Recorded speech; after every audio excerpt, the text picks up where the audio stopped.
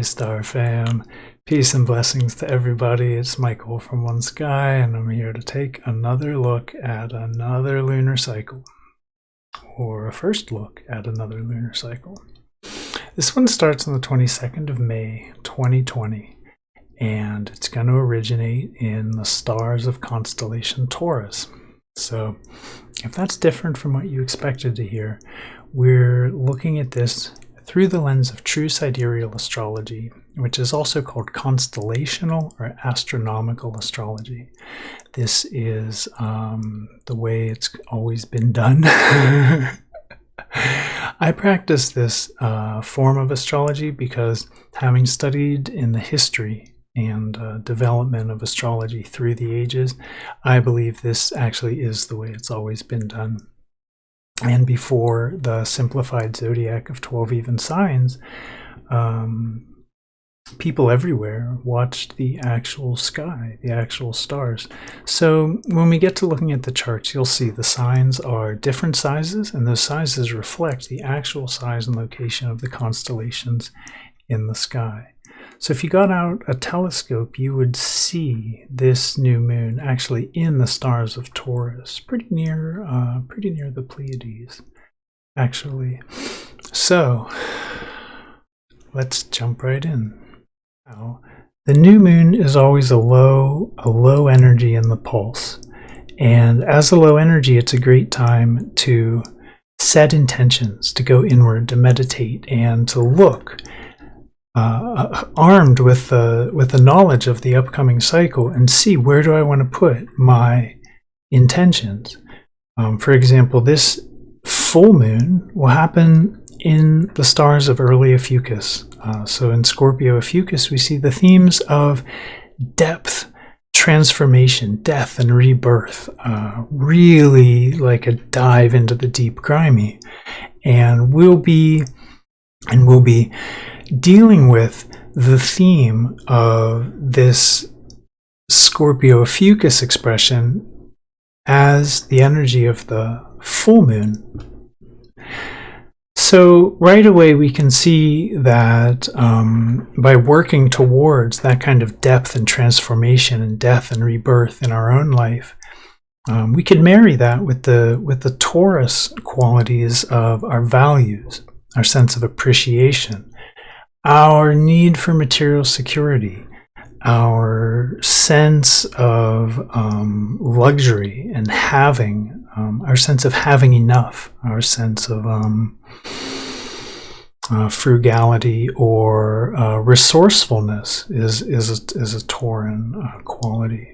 And all of these having to do with kind of the material world, possessions, the theme of appreciation, and inwardly just in general our sense of values. And a lot of Taurus's appreciation is self-appreciation. So this is really a major theme of this lunar cycle. So we have this new moon in Taurus. It's expressing all these themes. And I want to break this down kind of step by step because there's a lot of relationships here that are going to be interesting. For starters, the sun and moon here in Taurus are trined up to the power trio. The band is rocking out in late Sag and early Capricorn, and Pluto, Jupiter, and Saturn really indicating the change, Pluto, in the structure, Saturn, of power, of authority, of social structure, Saturn, of our hopes, of our vision, of our collective energy, Jupiter, of our optimism. We're right now going through a little bit of a death and rebirth of optimism, a little bit of a death and rebirth of hope.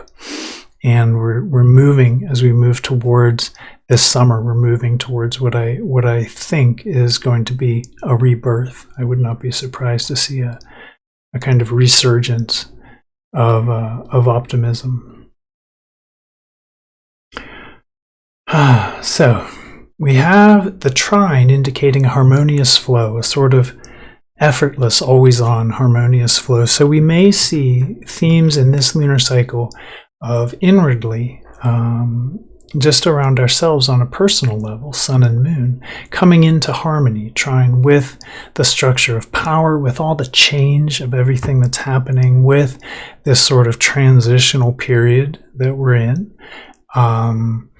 And we may just find ourselves able to ground ourselves, Taurus, in some practical and pragmatic sort of approach to that, and maybe make our peace with limitations and with restriction to a greater degree than we'd been able to before. This is a really close relationship. So we have a 0 degree 14-minute relationship, sun and moon trying to Saturn here. So this is a very distinct marking on the whole lunar cycle, and it brings together Capricorn and Taurus. This is very grounded. This is very practical. This is very steady. This is very much concerned with. This is measuring Taurus's. This is combining the Taurus energy of holding it up to Venus's values. Does this meet my standards? Is this true? Is this right? Is this just? Who does this benefit? All of these Venus questions. It's marrying that with Capricorn, which Capricorn is like a blunt object. It's like, does this work? Is this efficient? It's very utilitarian. So we're gonna see an expression of combination of the two. And that could be nice. We're also bringing Sagittarius's sense of vision and scope and context and expansive view into this. So we may be able to experience a little more ease this lunar cycle than the last cycle really allowed us to experience. There was a lot more stress signature last cycle, although this cycle does carry its interesting challenges. One of them is this square from the new moon to Mars, and Mars is in Aquarius on a star, or in the degree of a star, Alpha Cygnus. This star is Deneb Adige, the tail of the swan. And this is a star that's associated with connection to spirit and receiving messages in the form of downloads, noticing patterns, connection to through spirit guides, psychic messages. This is a star that its effect is the same on almost any planet it touches. It tends to generate these experiences of connection to spirit. So here at this new moon, if you're setting some intentions, if you're doing some ceremony, even if you're just observing, it's the new moon, I think I'll meditate. I think I'll withdraw my senses and contemplate the coming cycle. And you go inward. Be aware during that new moon, the connection, very activated, the connection to spirit from the individual self, and that there may be a receiving of messages or information about the life, the direction to take, maybe what you're here to do, what you're personally here to accomplish. So we can pay attention for that. Mars is in Aquarius and sextile up to Uranus in Aries. On Hamal, on Alpha Aries, Hamal, the head of the ram. Very, very, very feisty, very pugnacious, sometimes even violent influence. So we do see Uranus with its explosive, emergent, coming through, sweeping, change-like energy. It could be more forceful, its expression, this sort of like upheaval kind of energy. It can force a sort of emergence or emergency. Uranus has the power to catalyze explosive change. And on Hamal, I don't know what we're going to see, but I would be prepared for some maybe more feisty displays of individuality, maybe very boisterous expression of personal liberties and freedoms. And all of this Uranus, Aries, Mars, Aquarius synergy here it's acting in these two bodies, and sets of stars are acting in harmony with each other, but they're acting square to the Sun and Moon, and they're acting square to the power trio. And this may express itself as the fundamental dynamic tension of this cycle, this kind of urge to freedom and personal liberty versus the need to contemplate the good of the collective, the needs of the group, Sagittarius, and our ability, just our on a personal level, Sun, Moon, our ability to make peace with that, this trine. This may complicate matters, this cycle, and that may express itself. It may express itself most around the time of the new moon. These alignments are going to be very close around that time. One last note on the new moon, we do see Venus, the dispositor of the new moon. Venus is the ruler of Taurus and is home in Taurus. That's always nice when the dispositor is at home in the stars. It's like it adds cohesive energy to the whole experience. It really strengthens the qualities of Venus, which are nice, which are literally appreciable, and the qualities of appreciation, of beauty, of relationship, of pleasure and nice things.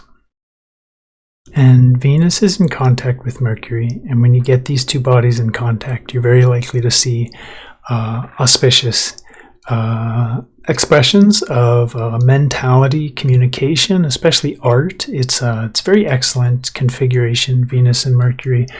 It's very supportive to sophistication, all forms of sophistication. So we may see an expression of that has to do with loftier ideas, with expressions of creativity, and maybe a sort of ingenious kind of expression.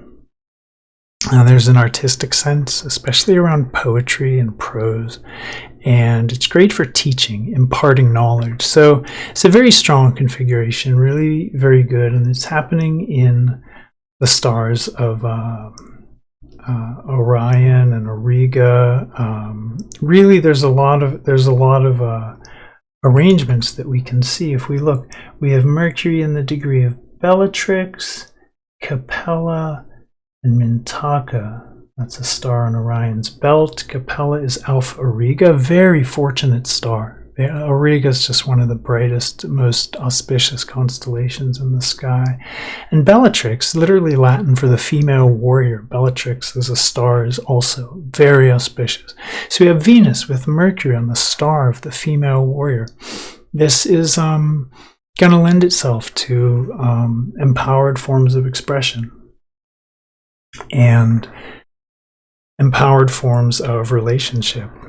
And we may see relationship challenged this cycle because I want to call the attention to a square. Whenever we have a new moon square, you know that square, that body that's squared is going to be very important because when we get to the waxing moon, there's going to be an opposition. And when we get to the full moon, there's going to be a T-square. And when we get to the waning moon, there's going to be a conjunction. So the energies of Mars here are emphasized. They're going to be in contact with the moon. They're going to be in a stress dynamic with the moon for most of the major expression of the cycle.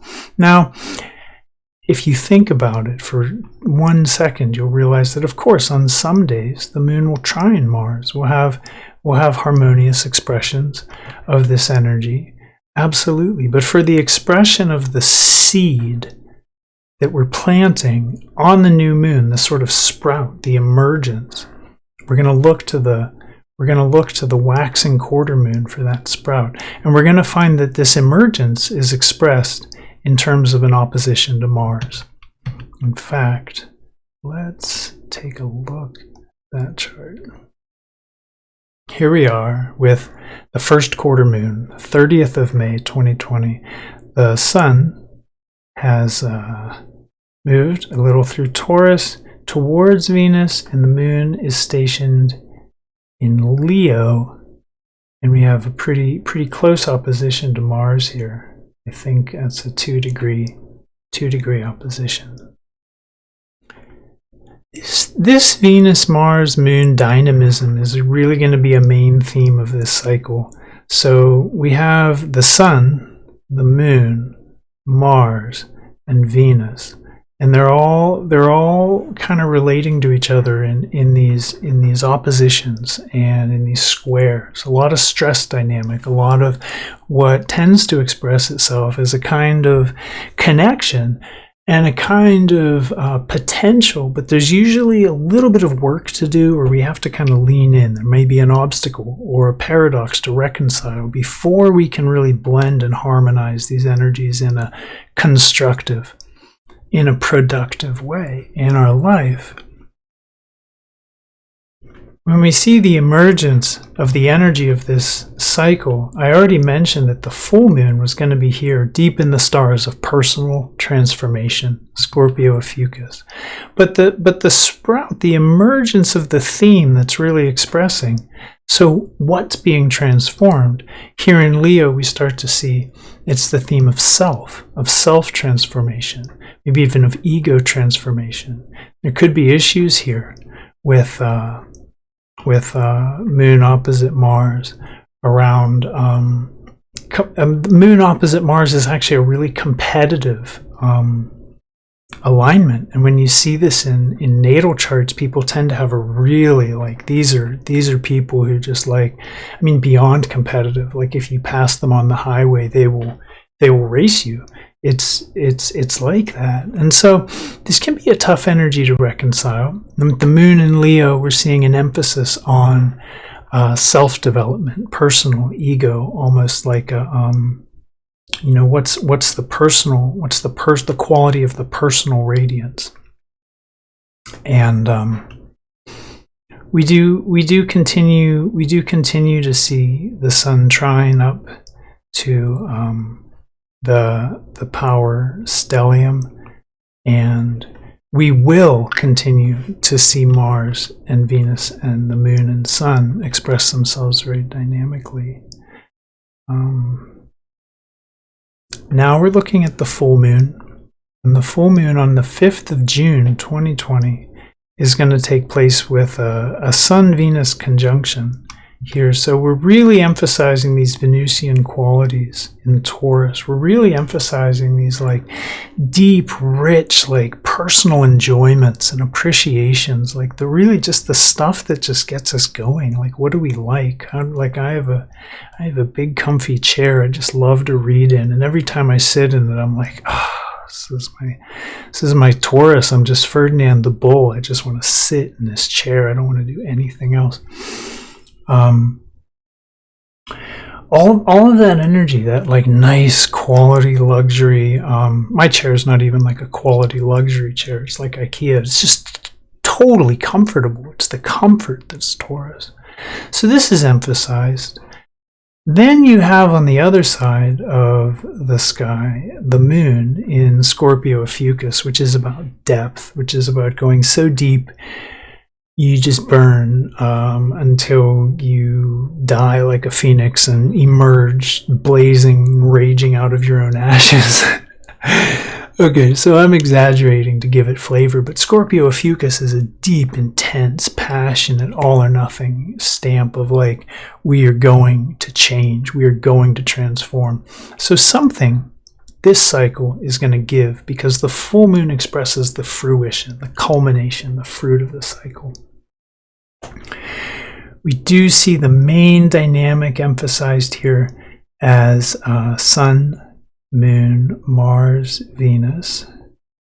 We do have this square. Now this square in particular, Moon opposition Venus, T squared by Mars. When I see this in natal charts, it's a very sexual signature. This is like a hypersexual. This can be a very electric, almost to the point of being like, it can be problematic. It can be an obstacle in the life. Now that's in natal charts. That's in the life of someone born under this signature. We're going to experience this energetic signature for a day or two, a couple of days, but it will be really heightened. This could be a great moon to be in relationship with someone and explore the relationship dynamics, exploring challenges to the relationship dynamics, and transforming our feelings towards each other, moon, by consciously and willingly really engaging in the kind of dialogue Mercury and Gemini, trine up to Mars, that is,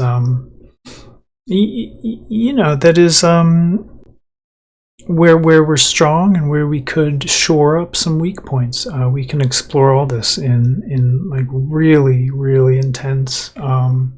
There could be a lot of insight here. There could be an opportunity for real growth and reconciliation. And if we aren't in a relationship with a romantic partner, we can look at the relationship of masculine and feminine in our own psyches. Sun, Moon, Venus, Mars. This is the major polarity of masculine, or what our culture traditionally thinks of as masculine. In other words, a very dynamic, outgoing, go-getting energy.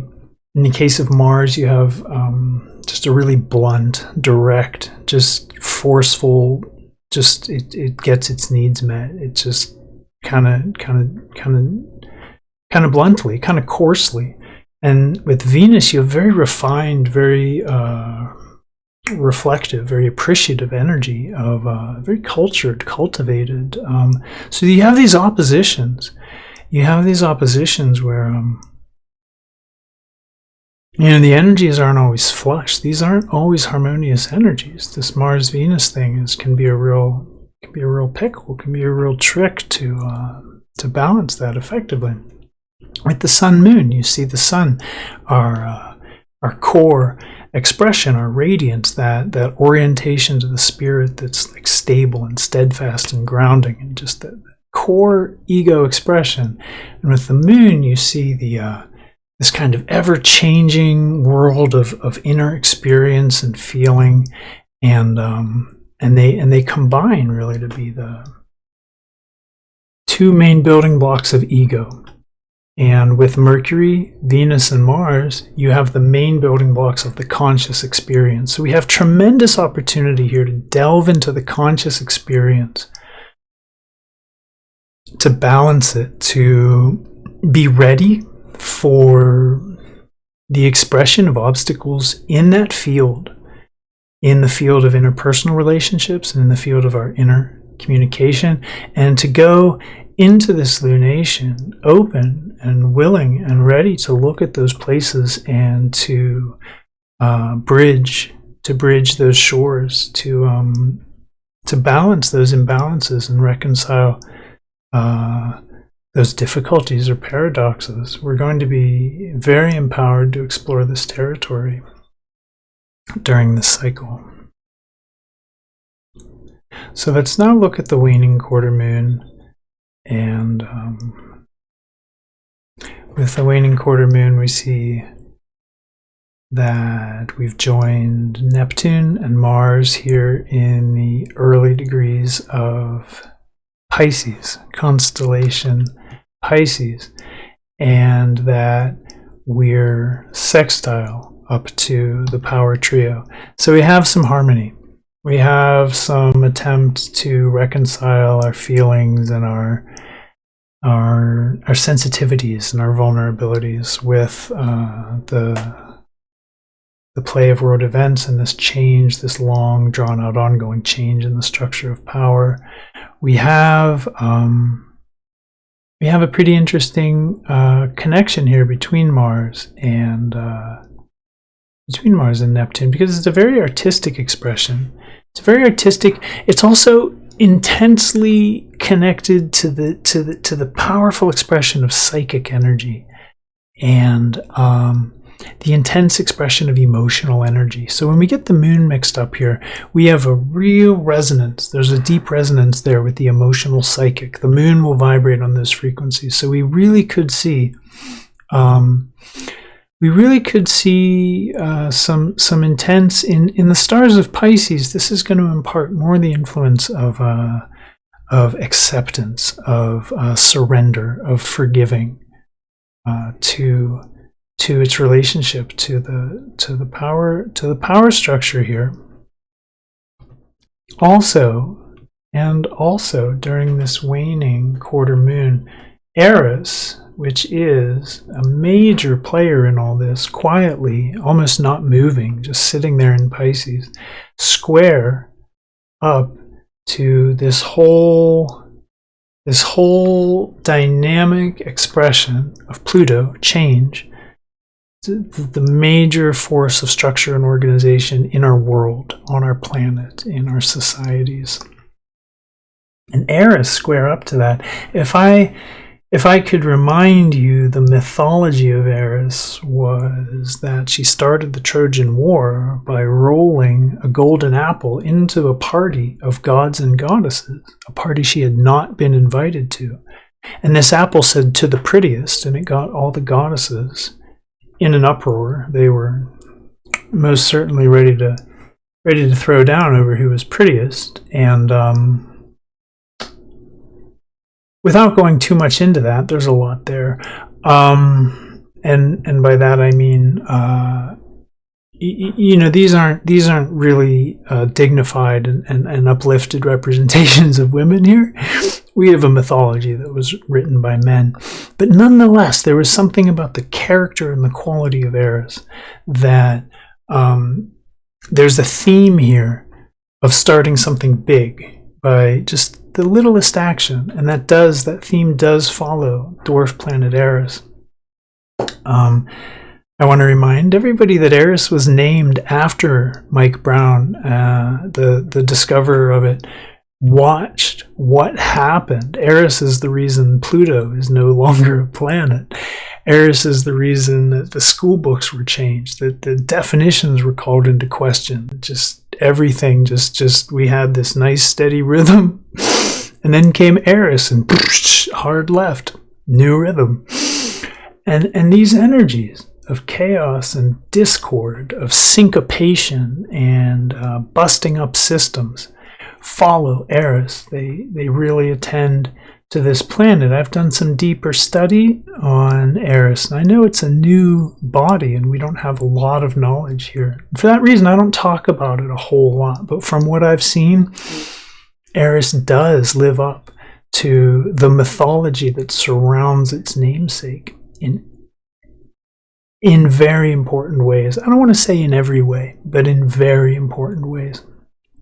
So Eris has been squaring this whole transition, providing this kind of stress relationship to the Saturn-Pluto conjunction. That happened square Eris.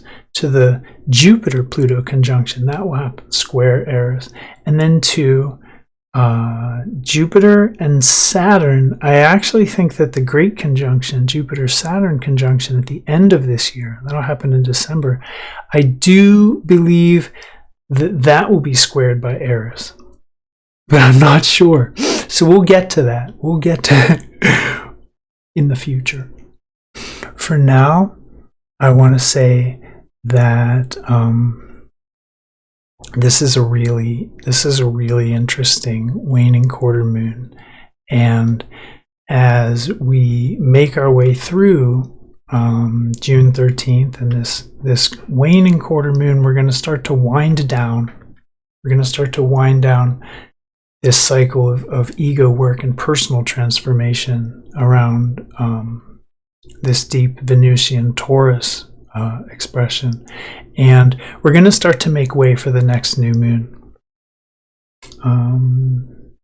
From June 13th on to the next new moon is a great time to just kind of integrate, take in, look back, think about what you did that worked, what you did that didn't work, what you want to let go. Just a process of exploration and integration around the last cycle, and a process of making way and letting go, making room for the next cycle. And I do want to say the next new moon is going to happen on the summer solstice, June 21st. And it's going to be a eclipse. So it's eclipse season again. So one of the things we want to start winding down after the last quarter moon is we're going to be processing the whole of 2020 so far. So we're looking forward to June, and we're processing 6 months of this unbelievable year. And I encourage you to, especially while the moon's moving through Pisces, to forgive, to just let it go. Let it go. This is about establishing our connection with spirit at this time. This isn't about taking anything personally. To the extent that we're able to strengthen our connection with life, to ourself, to spirit, to the deep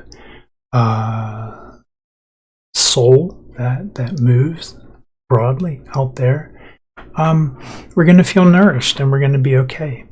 And to the extent that we are relying on governments and social structures and authorities and institutions for our security, that's what's being rocked right now. That's what's being really shaken up. So, it's questionable how much security those institutions can ever provide you anyway. And that's all I want to say about that, because there's a lot there too. Next new moon, just to look forward at this next new moon, this will be happening on the 21st. This is a sneak peek forward. We're now 21st of June 2020. Mercury will be in the degree of Sirius. And there's a lot of success and a lot of innovation in that alignment.